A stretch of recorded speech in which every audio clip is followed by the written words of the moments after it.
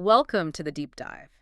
Today we're taking a really close look at something, well, fundamental. Yeah, absolutely essential. It's the ultimate act of self-love, living for yourself, not others. Mm. And our deep dive today, it's built on this really comprehensive guide. It's packed with insights, practical steps. Really actionable stuff. Exactly. So our goal, our mission here is to unpack what self-love really means, why it's just so vital, Crucial, really. and most importantly, how you can actually integrate it into your life.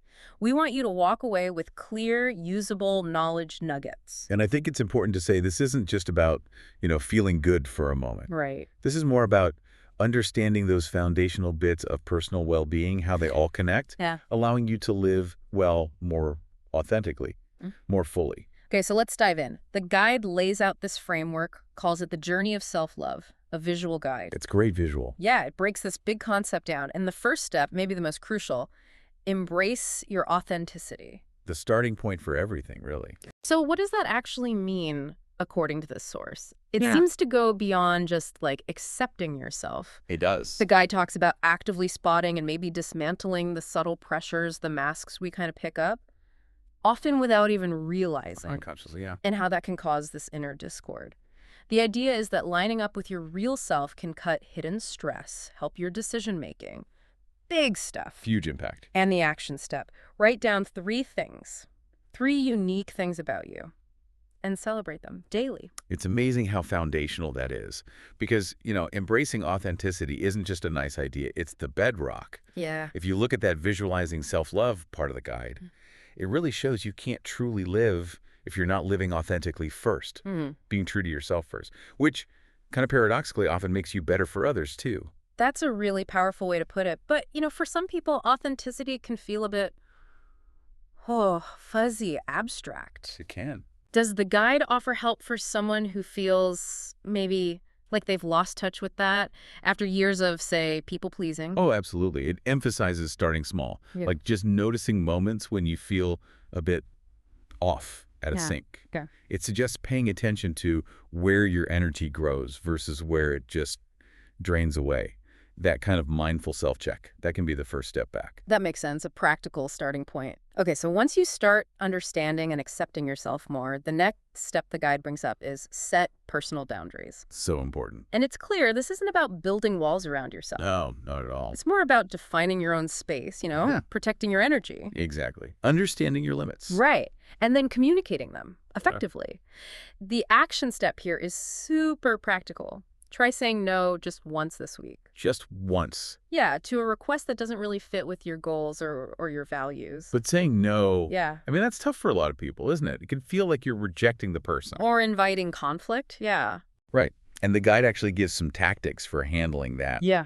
That social awkwardness, maybe, Yeah. while still holding your ground. Oh, that's useful.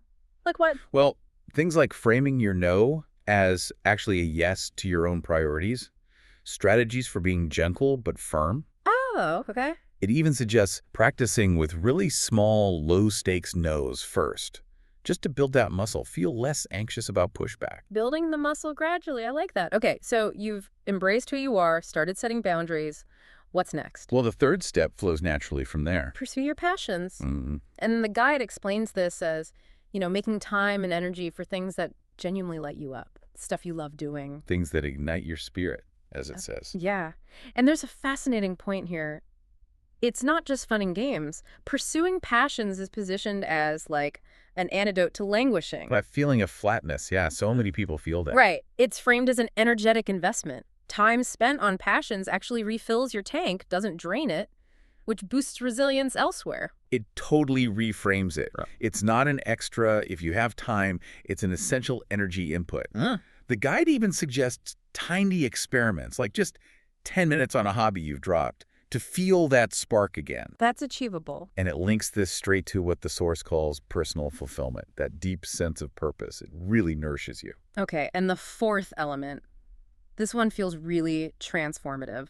Practice self-compassion. Oh, this is huge.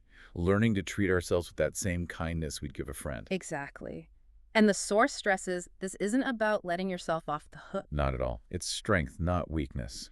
It's described as a powerful way to stop those negative self-talk spirals, the ones that literally rewire our brains for criticism. Yeah, neuroplasticity in action. So you're using that same brain science to build resilience instead, treating yourself with understanding, like a therapist might. So you can actually learn from mistakes without getting paralyzed by shame. The action step is really lovely. Write a compassionate letter to yourself. Acknowledge your strengths, your progress. Give yourself that encouragement. And it's so vital for growth, isn't it? Yeah. We are often our own worst critics. Definitely. Self-compassion creates that safe internal space where you can learn. Yeah. It helps separate you, the person, from your performance, your mistakes. Understanding that mistakes are just learning, not proof you're worthless. That mental shift, crucial for evolving. So, okay, we have these 4 things: authenticity, boundaries, passions, self-compassion. How do they all connect? They feel distinct. They do, but they're not isolated. Our guide, especially in that visualizing self-love part, shows them as deeply interconnected, part of a whole system. Exactly. It's holistic. They all feed into living truly, achieving that ultimate act of self-love. How does that work, though? How do they support each other? Well, think about it. When you embrace your authenticity, truly know yourself, it becomes way easier to set boundaries that actually protect that self. Right. Okay. Yeah, that makes sense. And when you practice self-compassion, you're much more likely to give yourself permission, maybe ditch the guilt, and actually pursue those passions. Wow, I see. They build on each other. It's like a virtuous cycle. Each one strengthens the others. It's really quite elegant when you see it laid out. Yeah, it really is. And to kind of hammer these points home, the source includes some brilliant inspirational quotes on self-love. Real gems, Yeah, some powerful ones. like Robert Morley. To fall in love with yourself is the first secret to happiness. Simple, but profound. Foundational. Then there's one from an unknown source, but it always makes you think, self-love is not selfish. You cannot truly love another until you know how to love yourself. That one trips people up sometimes, but it's key. And finally, from Buddha, timeless wisdom. You yourself, as much as anybody in the entire universe, deserve your love and affection. Wow. Just letting that land for a second. Right. These quotes, they're not just, nice words. They're the philosophical bedrock for your journey. Morley's points to self-love being the start of happiness. The unknown quote nails the connection between loving yourself and having healthy relationships. It's not either. It's a prerequisite. You need that foundation. Okay. And Buddha's words, a powerful, powerful reminder of our inherent worthiness, something we often forget in our culture. So true. Now, for those of you listening who are feeling inspired, wanting to go deeper, Which hopefully you are. the source also gives some excellent further resources. Think of these as your next steps, ways to continue the exploration. 3 recommendations in there. Yeah, for books, it points to The Self-Love Experiment by Shannon Kaiser, Radical Self-Love by Gallat Darling, and Brené Brown's The Gifts of Imperfection. All fantastic reads. Brené Brown, especially on that imperfection piece. And if podcasts are more your thing, check out Self-Love Fix with Beatrice Kamau, Brené Brown again with Unlocking Us, Can't get enough Brené Brown. and the Highest Self podcast with Sahara Rose. Good variety there, too. And for structured learning, online courses, Self-Love. Develop a healthy self-esteem on Udemy, The Science of Well-Being, that famous Yale course on Coursera. Oh, yeah, the happiness course. And Gala Darling also has an online course version of Radical Self-Love. So lots of avenues to explore.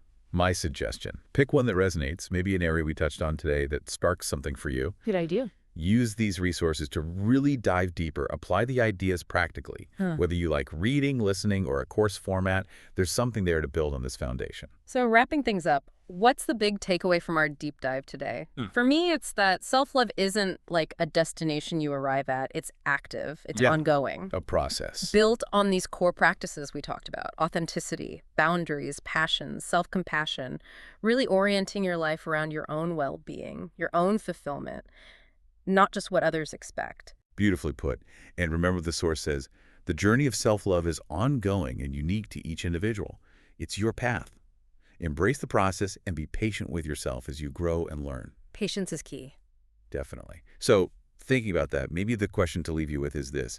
What small, consistent act of self-love can you commit to starting? Maybe even today.